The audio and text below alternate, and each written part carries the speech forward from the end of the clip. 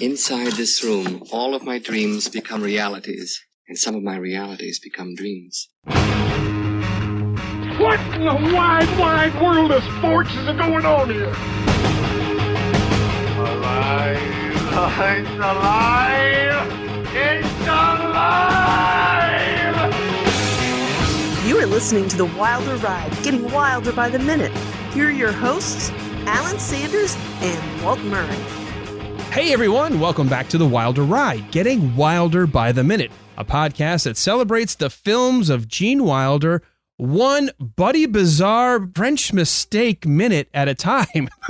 For our second season, yes, we are diving into Blazing Saddles, and I'm Alan Sanders, your host. My co-host, Walt Murray, is still out on a bit of a spring break, so you'll have to forgive his absence. But we've got someone who can more than make up for not only her voice, but any other voices we want to throw at you. She is almost the woman of 1,000 voices. She's on the Haessler Doctrine radio program on WSB in Atlanta every weekday from 9 till noon. Autumn Fischer, thanks for joining us, Autumn. Hello. Thanks for having me. You do that just like you do on the Haessler Doctrine. Hello. What? That's weird. Well, we always do this before we start. We want to kind of level set because we have so many guests throughout the season, and you're on for just these 2 minutes. You get to wrap up the work week with us. But here we are, Thursday. All right. Tell us a little bit about how you got into not only radio, but we'll also give a quick little early plug for a podcast that you had just recently started. Sure. So the podcast that we just started is called One Topic. It's with my friend Greg Russ, who has been part of this universe around Eric, this Eric von Haessler-centric universe for like 20 years, I guess. So we started our own podcast, mostly because on the von Haessler Doctrine, it's a little bit more difficult to get out a full, complete thought. Sentence, thought, idea. Yeah, before it's turned into comedy, which is ideal, right? You want things to be funny, but sometimes you want your voice to be heard a little bit, and it's a little bit tough to do. So we just wanted to have our own little thing. So we started one called One Topic. It's everywhere where podcasts are found. But I started in radio as an intern for the regular guys, and that's how I met Greg, because Greg was also an intern, and that's also where I met Tim, who was a promotions director for 96 Rock back then. And I just kind of hung out. You know, I was an intern for free. I worked for free for a long time. I did promotions work. I did some radio stuff, some voiceovers, jingles, things like that. And then I left. I went back to school. I stayed in touch with mostly Eric, and we would schedule lunches, you know, every quarter type of thing. Mm-hmm. And I was very pregnant. I was teaching English as a second language at like a trade school, and we went out to lunch, and he said that he wanted, because he had gotten fired from regular guys, as we all know, and he was starting his own podcast and wanted me to join. And I did. I just quit. I was like, yeah, I would love that. So we started out in his basement, and ooh, hey, this is a family-friendly show. Well, it was not a family-friendly show back then. It sure wasn't. It did not matter at all. Like it was just a podcast, you know. So there was no sort of FCC regulation, and we were finding our footing. And he was really finding his footing as a host. You know, he had worked with Larry for so long that he had never really built his muscle in that realm of being the train conductor, you know? Being the lead. Exactly. Even if you have a bunch of voices, which you do on the von Haessler Doctrine, you still need someone who's kind of driving the show. Right. And even on his show with Larry, the regular guys, he was part conductor, but I think he would step back more easily than Larry would, for example. So he didn't have that muscle memory. So he needed to keep working, keep working on learning how to be the lead, be the boss, you know. And he did a great job. And WSB noticed and kept us around. And then I moved because my husband he's an astronomer, and he got a fellowship up in NASA in Maryland. So WSB was so great and let me move and stay on the show. And that's where we are. And now I'm on Radio Labyrinth with Tim Andrews and Jeff Lieboff, which we've heard on a different episode for you guys. And starting one topic, and now I'm on your show. And here I am. Excellent. And I am so happy that you've agreed to be part of this. I know I was reaching out to you. I mean, I do work at WSB, but only as a sort of part-time talk host. You guys are on every single day, and so I get to hear you a whole lot more than you ever get to hear me. So, and I'll try to be a little. I like actually to have, when I have a guest on, I want to hear them. I want to hear what they have to say. So you don't have to worry about me taking over too much of the conversation. Okay, if you do, I'm leaving. All right. I won't have it. All right. Well, let's before we get into these minutes, we always do this with a first-time guest. Blazing Saddles is one of those movies that so many people know. And what we found is in this season so far, so many people absolutely love this. And a lot of people have said it's their favorite or in their top 5 or top 10. So Autumn, where does Blazing Saddles fall for you? It's so hard to say that it's in a top 10 because movies are so different. You know, I could love a movie for a way different reason than I would love this other movie. So I don't know if I could put them all in one category, you know, as a top 10, but I love Mel Brooks. I love how like absurd he gets and how it's a little bit fearless. And that might be because of the time that it was filmed in, you know, like when he was working the most. Lots of uncomfortable language that is not okay anymore. Yes, no, stop. I know. Right. You know, I feel like being insensitive, and especially in this movie, it drives the point home that people are narrow-minded and that it's silly and it can be funny and it can bring people together against the stupid people. Do you know what I mean?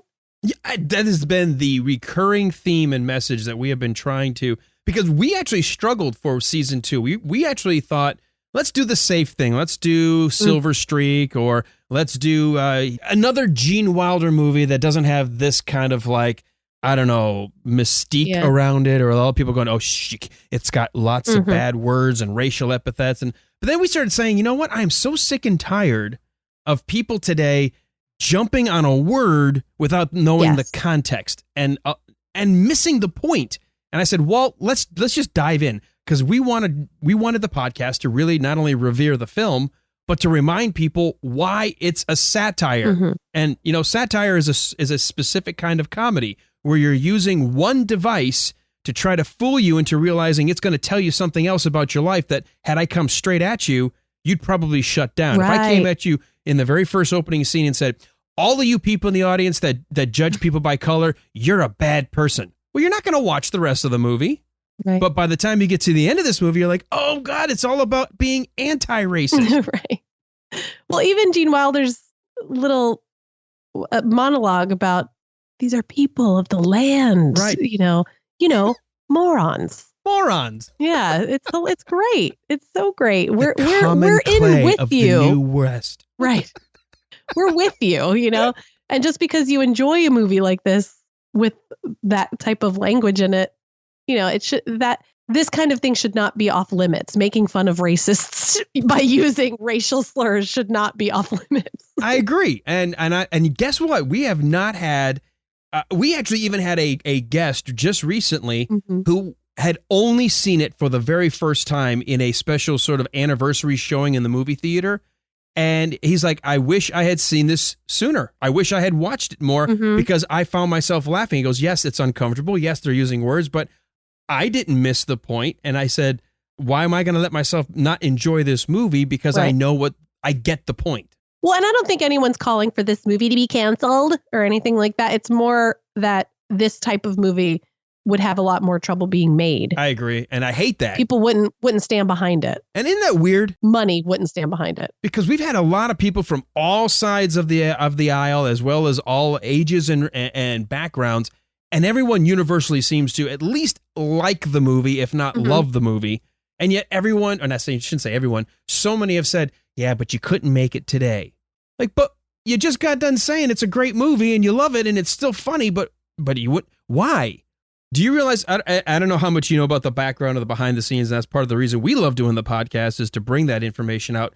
I actually had someone early on tell me, I just wish, it wasn't a bunch of white Jewish guys writing this. I'm like, you do realize Richard Pryor was part of the writing team.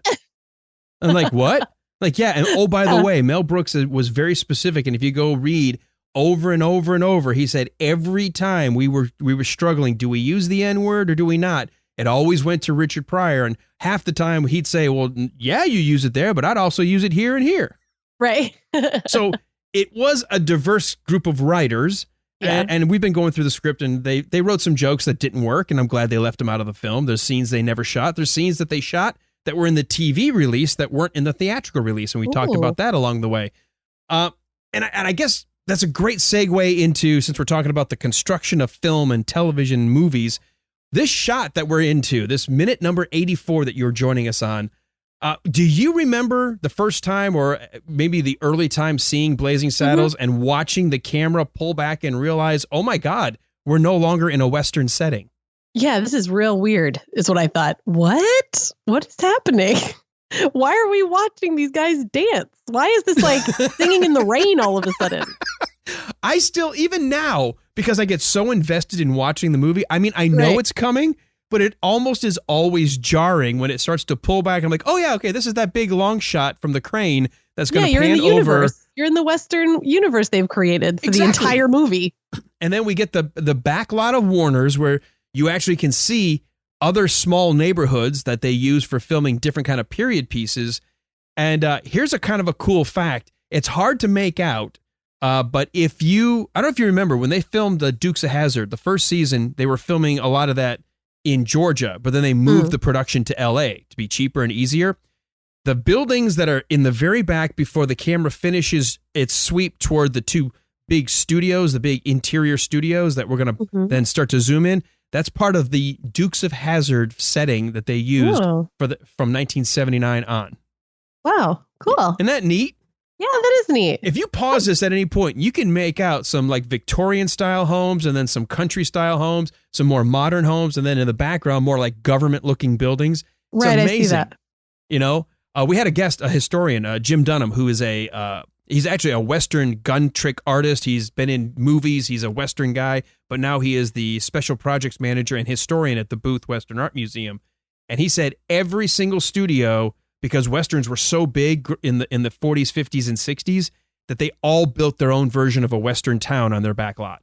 Oh, that's smart. So everyone had a Western town. And by the way, I don't know if you ever saw the original Westworld. Yeah, sure. That was shot in the exact same town, decorated obviously differently with all of the Johnson signs everywhere, but they shot a lot of the outdoor scenes of Westworld in the same place they filmed Rock Ridge.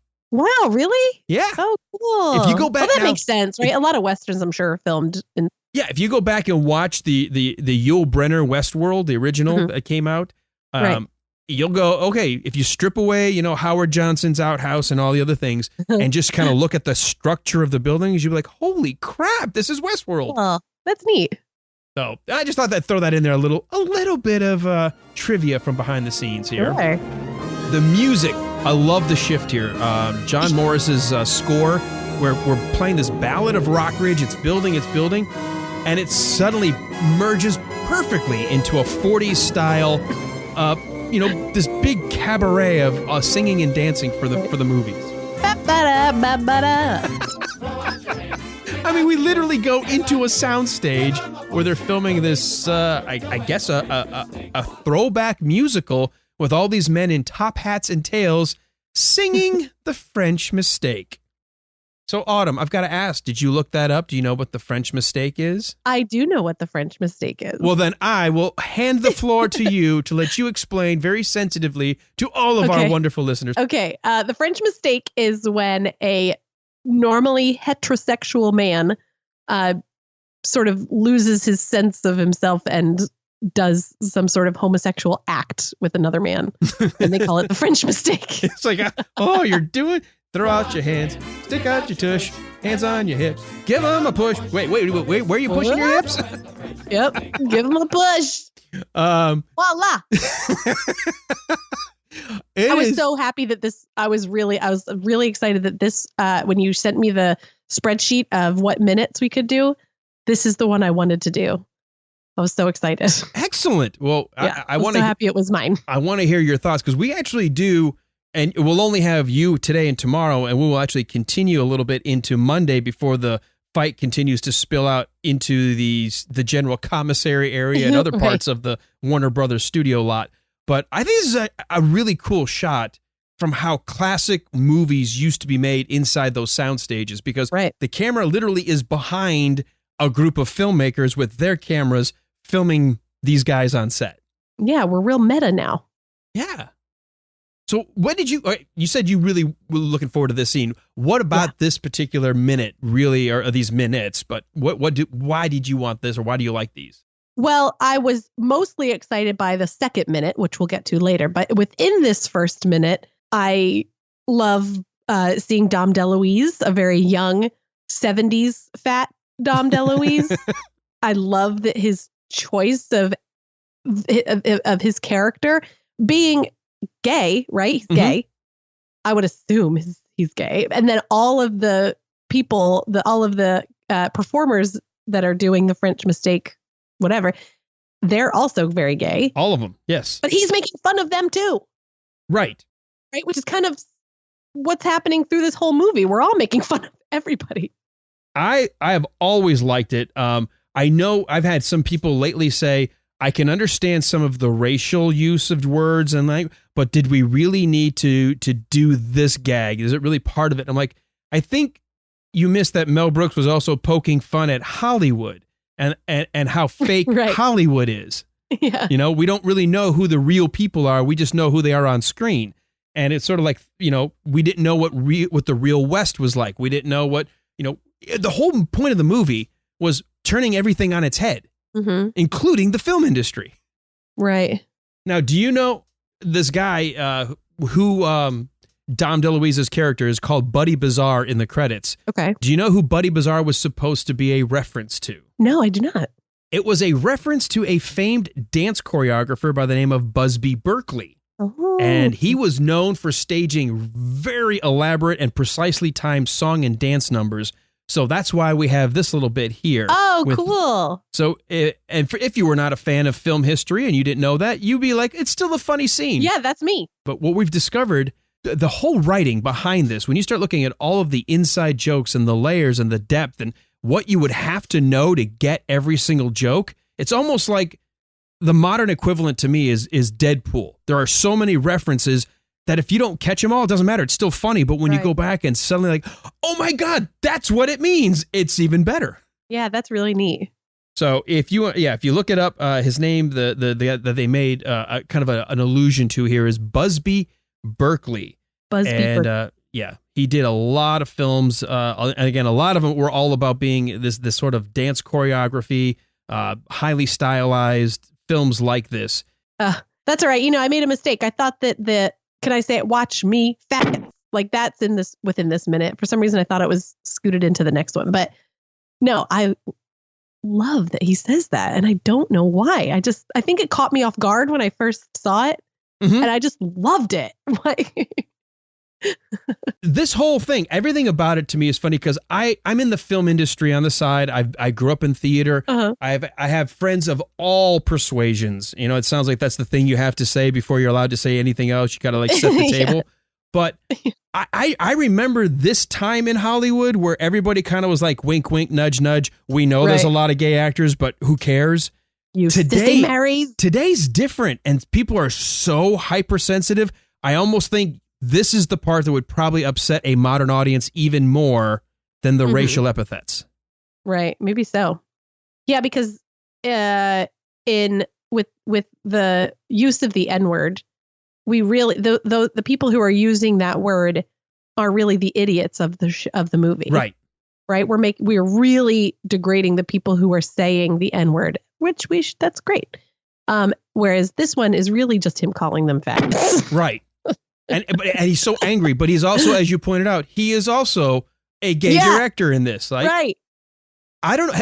Have you ever done any kind of stage or theater or anything like that? Yes. Theater when I was a kid. These are the directors that kind of drive me nuts. You've got trained dancers who are probably they're the best of the best of what that's why would you have cast them in a film? Right. The director does not have to be a dancer. But and I've worked with directors who are like this. Let me show you how it's done. I'm like, oh God. Yeah. Right. But, they actually don't do it really well. And I think that's actually part of the joke here, because when he goes to correct the guy whose cane slips and he's got a call cut and he's got the old fashioned, it's not even a true megaphone. He walks up with a little parking cone and yells, "Wrong!" and it hits him on the head. Right in his ear. Do you get the sense that this is not the first try at getting this film a shot or this scene shot? Is he frustrated because this might be take 20? Oh, wait. Do you mean within the story or in real life? Yeah, within the story. Oh, well, yes, 100%. Yeah, something keeps going wrong. And when he does this and he goes in beat and he says that line and then he sings and does the little dance routine. Uh-huh. Okay, just watch me. It's so simple. You sissy Marys. Give me the playback and watch me fat. Throw out your hands. He's nowhere near as good as those other guys were. Right. What is he telling them? Around. Because really, they're doing the dance right. It was just someone that fell. Right. Because did somebody think I was supposed to have my cane slip and go stumbling down the stairs? I don't think he meant that. No. that was not his objective in the scene. But I just think in general, setting the tone, because I remember I'm still in shock. I'm like, wait a minute, why am I watching this? Right. What's the point of these guys in top hats and tails singing and dancing on a sound stage with water fountains and tunnels and multiple levels and staircases? Right. I mean, it's a pretty elaborate little shot. It is. It's a lot. And coming from like I said, that Western universe where we just were, and then your brain has to really switch gears into, okay, now what? Why? What? Then watch me what? I want to very quickly give just some of the background of some of the movies. If maybe some people will know them and some may not.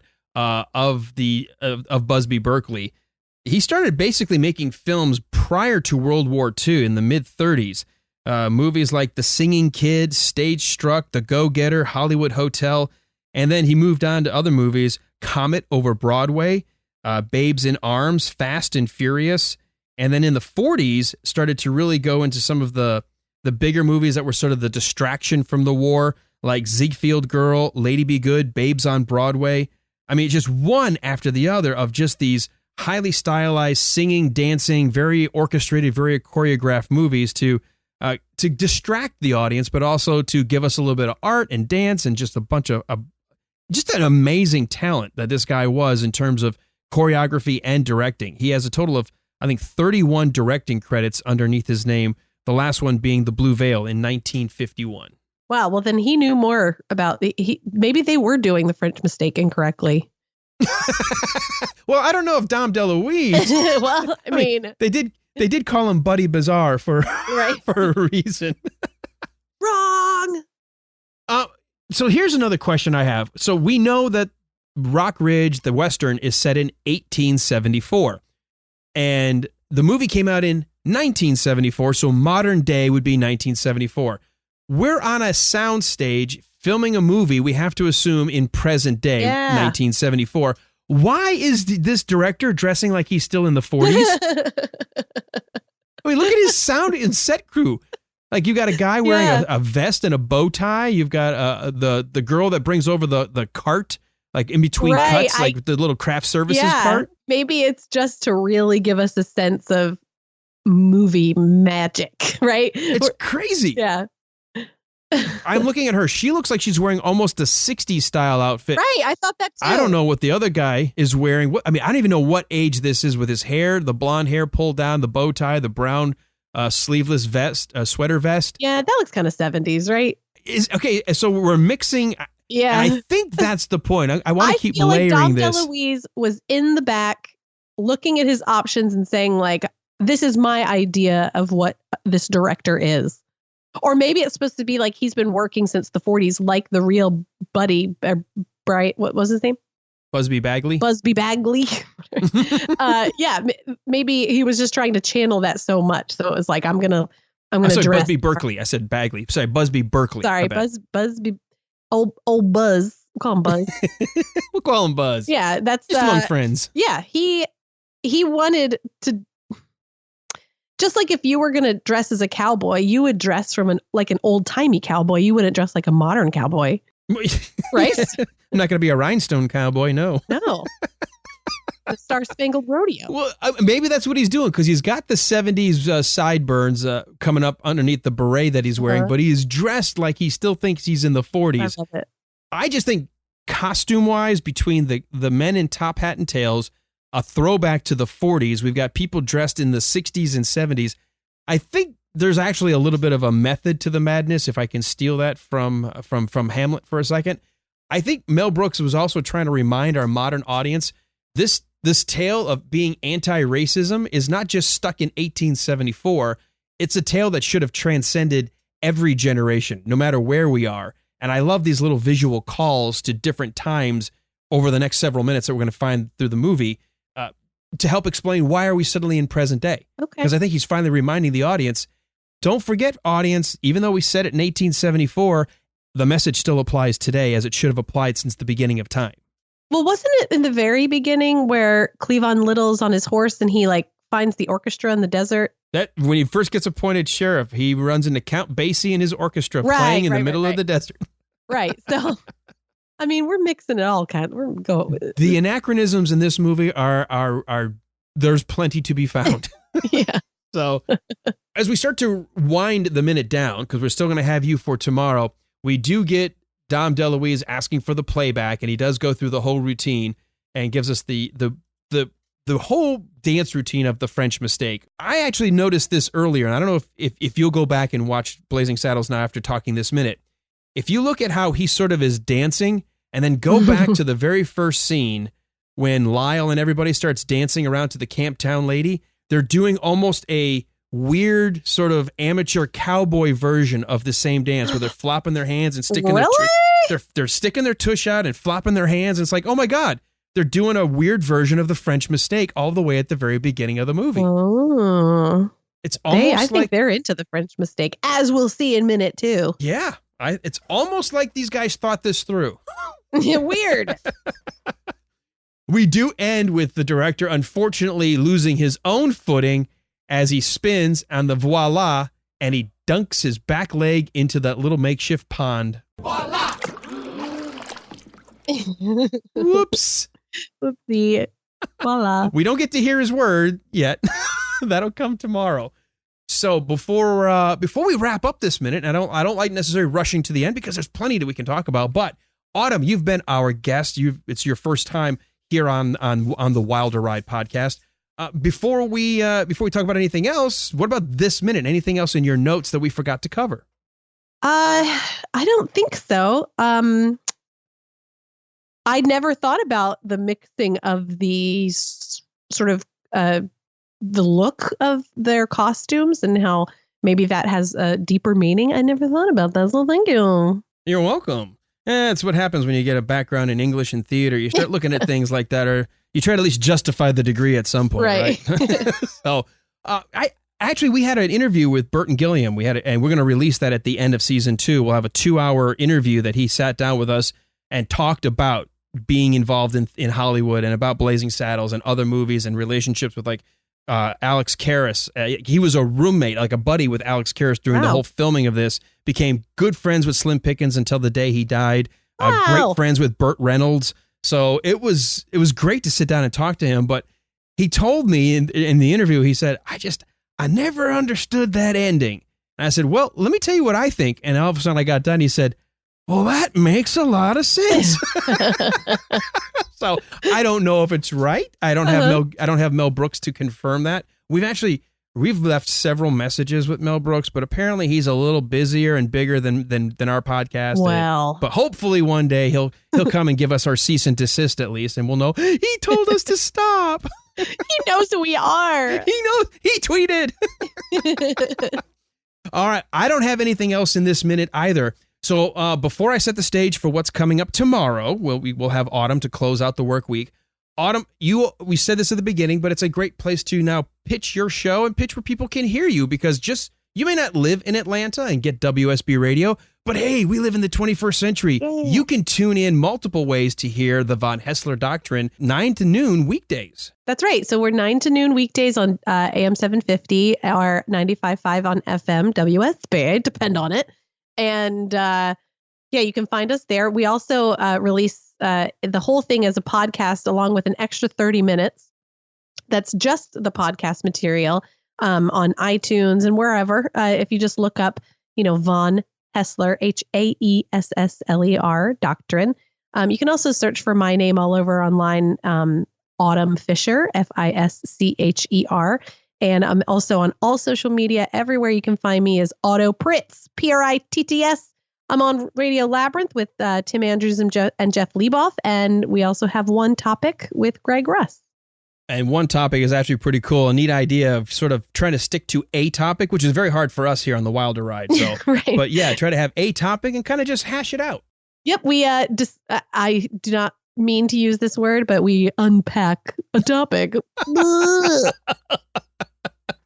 Well, we like to say we take a deep dive. Okay, we take a deep dive into a specific topic. The topics are from everything like diets, hotels, taking notes, weird things. It's great. You'll love it. Yeah, I know. I'm a subscriber. It's a fun show, and it's fun to watch a show sort of evolve and kind of take on its own voice, because like everything, you're doing a different kind of show on the Von Haessler Doctrine than you are doing on your podcast, which is different than what Tim's doing on his podcast. So it's kind of neat. Right. Thanks. We love it. I hope you guys love it too. I've enjoyed it so far. It's actually inspired my wife and her best friend to try to do one from a perspective of people who have, quote, lived a little bit longer. When they don't want to say they're older, they're just saying, we're letting our wisdom help us to make the mistakes before you do. Like they're testing products and things, or they'll read a book, or they'll try a diet or something, and then they'll talk about their experiences as to whether or not it's worth it. That's neat. Yeah. Well, folks, I want to tell everybody, podcasting is not going away anytime soon. There's been so much out there about these kinds of on-demand shows that can come out maybe weekly. Some will come daily. Some are monthly, but they are out there, and you can always find your niche. I'm going to do a quick plug for everybody's podcast. Whether you're listening to The Wilder Ride, you listen to One Topic, you listen to the packed version of the Von Haessler Doctrine, you listen to any of the other Movies by Minutes, just take a second, whatever you're listening on, whatever device, if you're streaming on YouTube because you don't even know what a podcatcher means, or you're using Stitcher or Himalaya or the Apple Podcast app, Google Play, you use TuneIn Radio, iTunes, Spotify, whatever, take a second and leave a review. Throw the 5 stars out there and leave a quick comment. We love to hear those kinds of things, but it also helps other people find us. The more traffic and more comment that a show generates, it tends to be more easily promoted and found. So if somebody is looking for Gene Wilder or cultural comments or maybe modern news topics or cultural whatever, if they're doing a search, it might help stumble across the podcasts that do exist. And we would love for you guys to take a second and do that. So keep that in mind. And you can find the Wilder Ride everywhere by that name. It's kind of cool. We managed to pick a name that we didn't have to shorten it in one version and add a number to the other or an underscore here. It's the Wilder Ride everywhere. So come on back tomorrow. Let's set the stage. We will have Autumn to close out the week as we continue this scene being shot inside of a sound stage as they're filming this musical review of The French Mistake. And we are going to end with the entire cast and crew of Rock Ridge come crashing in. And it looks as though Slim Pickens is going to have a word or two to say to old Buddy Bizzare. But to find out what that's all about, you're going to have to come back here tomorrow for this, The Wilder Ride. Throw out your hands, stick out your tush. I don't think I've ever done The French Mistake. I think I've come close. Does it count when you dance a whole lot with guys? I don't know. Like when you're out there on the dance. Them at the time when you're dancing? Ooh, yeah. See, we're not supposed to have those out, are we? No. I mean, you can't. I mean, whatever. I just think, have you ever had that moment? Well, see, that may not happen. Girls, it's different than guys, where you're out there on the dance floor and then all of a sudden you look up and the 3 or 4 women went somewhere else and you're like, oh, shoot, I'm dancing with dudes. I just committed the French mistake. I need to go back to my table I think that maybe there are varying degrees of the French mistake. Yeah, I think I'm on the minor side. I may have strayed, Right. but I didn't go completely off No. the plantation.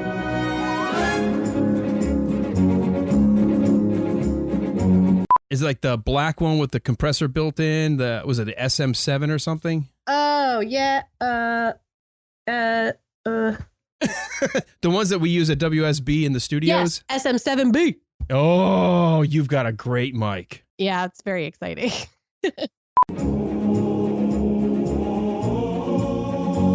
Oh, okay.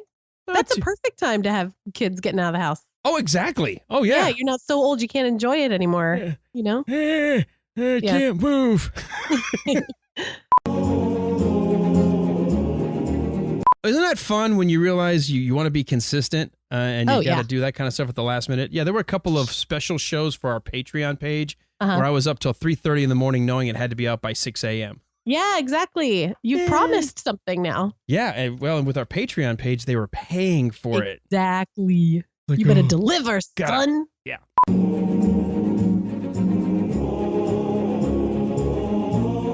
Oh, I would have no problem with that. I have no problem singing the N-word in a rap song. Yeah. It's in the song. Yeah. What do you do? Do you edit the lyrics? Do you just like immediately put your own little bleep in if you're in the car? No, I say it. So. And I always felt like it was okay. And then Tim, I think he did a press interview with Ice Cube. And I think he asked Ice Cube if it was all right. And then his like people with him were like, no, it's not okay. And he was like, yes, it is. It's fine. You know? Mm-hmm. So Ice Cube said it's all right. So I'm going to do it. And I'm going to watch this movie. And I'm not going to mind if they use the N-word in it.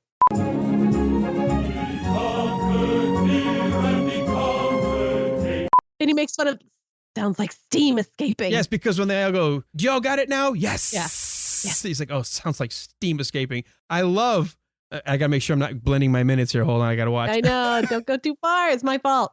Yeah. Oh, yeah, it's going to come tomorrow. I will have to get to it tomorrow. I'll just, Okay, I'm no going to problem. put a mental note right now to talk about it tomorrow about when he decides to call action.